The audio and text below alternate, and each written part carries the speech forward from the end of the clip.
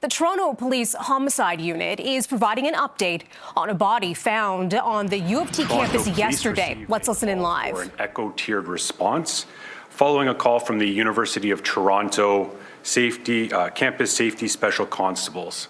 At the time, a man was found lying on the ground near 144 College Street. At the time, he had visible injuries, he was unconscious, and he was not breathing. Campus safety personnel immediately assisted performing CPR. Officers from 52 Division, along with Toronto Fire Services and Toronto Paramedic Services, all attended the scene.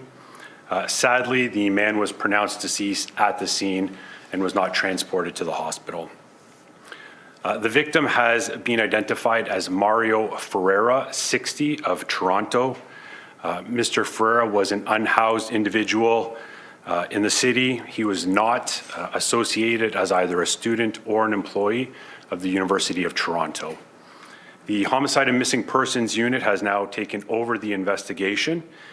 Since yesterday, we have been working tirelessly through the evening, trying to gather evidence and review as much video surveillance as possible from all the different sources in the surrounding area.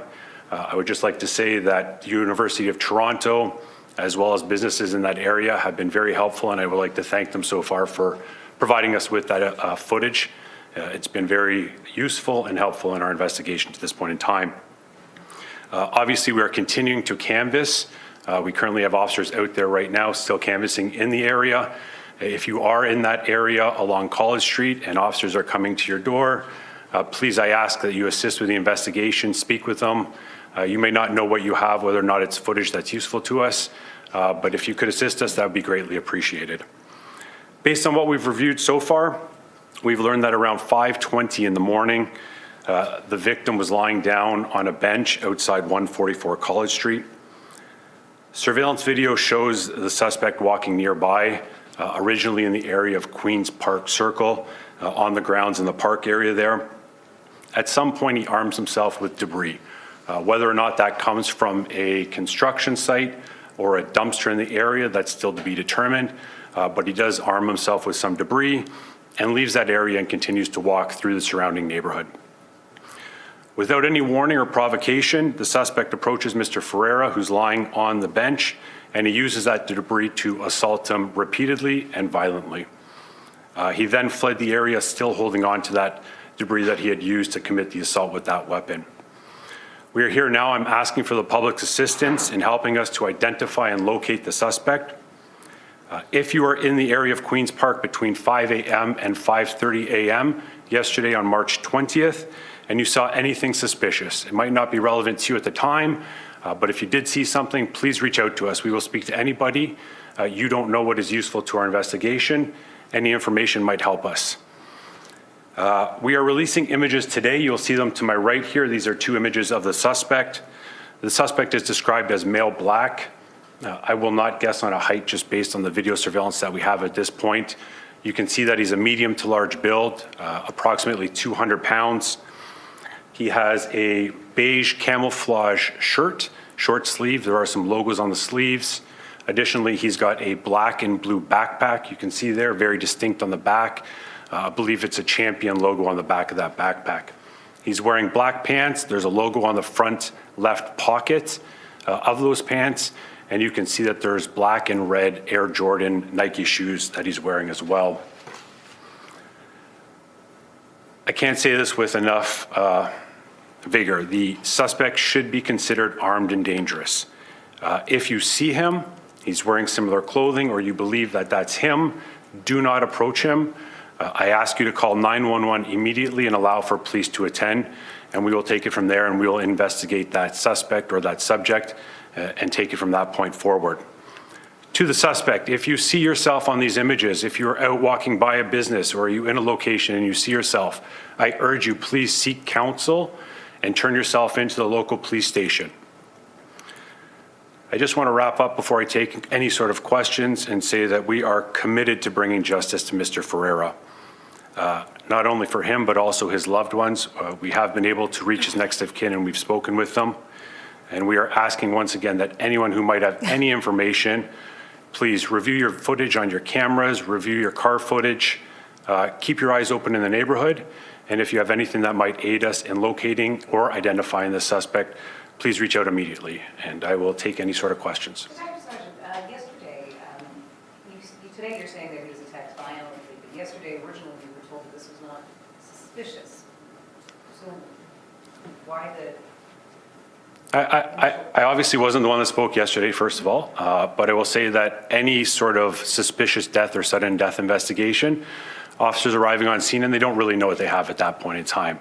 One of the first things we always do at any sort of suspicious death or a sudden death is start canvassing for video. In this case, again, with the cooperation of the University of Toronto, we did locate within a few hours footage that was able to assist us in providing some sort of context to this, which changed the dynamic and sort of the shape of the investigation, at which point I was contacted as the on-call from the Homicide and Missing Persons Unit, and at that point we did take carriage. So, you know, at the time, officers arriving first on scene, they're not really sure what they had. They had to wait for paramedics, and at that point, injuries became more obvious once paramedics arrived and the scene was further investigated. Whoa, sorry. You said debris, that he picked up some sort of debris from the construction. Yeah, I'm not going to go into the specifics of what that is at this point in time.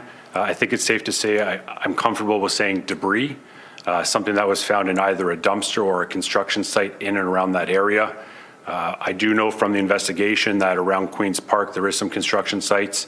There are some dumpsters on the UofT property, and so that is part of our investigation right now, but I'm not going to go into specifics as to what that item is at this point in time. Are you considering this or classifying it as a completely random attack? You talked about there not being any provocation, no words exchanged between the suspect and the victim either? From what I can see on the surveillance, I do not see any sort of altercation that occurs between the victim and the suspect, and I am treating this as a completely random incident. So how alarming is that? You've got someone attacking people completely out of nowhere. I think it's very alarming, truthfully. That's why I've asked to come before you all today as quickly as I can to get the message out on who this suspect is, so that we can try and locate him and get him into custody as quickly as possible. He's obviously not known to police because you don't have a name or... At this point, I don't have a name, so I can't comment on whether or not he is known to police based on his background, no. Is it your suspicion, staff, that he might also be an unhoused person? I mean, I've watched a lot of video at this point in the investigation. He may be an unhoused individual. He may be in the shelter system. I don't really know. The night that this happened, the weather was fairly warm. So, I mean, we are looking at the images here. It is short sleeves. I don't think it's, you know, inappropriate clothing for that night. So could have been somebody out. So I think it's too early for me to comment, but I do think it is a possibility. Well, the injuries, can you tell us where were Sorry, well, I'll start here and then I'll take yours. I come back to where you. were his injuries and what were the nature of them?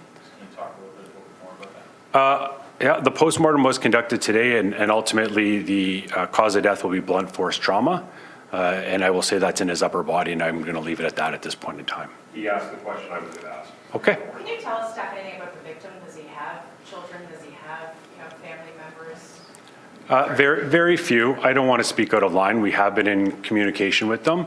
I do want to respect their privacy.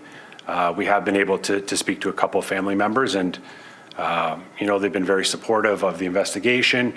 And obviously I, as one of the investigators and our whole team, want to do everything we can to hold somebody responsible for this. And obviously we don't give them closure, but if we can get some sort of justice and get this person in custody, I do believe that will help them. And his unhoused, was he from Toronto though? His family from Toronto? Yeah, I will say that our victim, I believe, was unhoused. I do think he is from Toronto, but I will say he was very transient. Over time, he's lived in many different places, but most recently, he has been here in Toronto. Diaz, what can you say? The victim comes to that park bench. What does it appear that they're doing at that park bench just before the assault occurs and the suspect approaches them? From watching the surveillance, and again, we do have good surveillance, the victim has been there for several hours. Obviously, there's no sound on that, so I don't know what is transpiring, but I will say that the victim is either lying down or sleeping at that point in time. And the victim was there for about 3 hours, I guess, until he was discovered by campus security.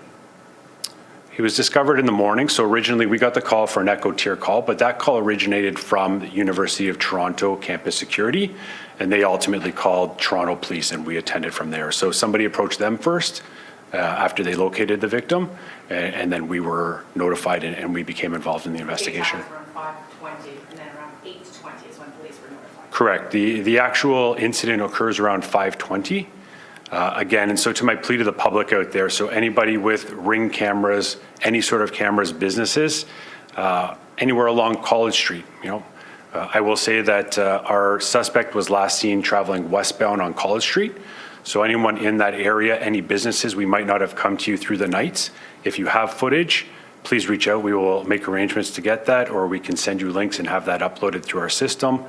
But I'd be asking anyone to look at their footage on their cameras from 5:30 in the morning until 6:30 in the morning.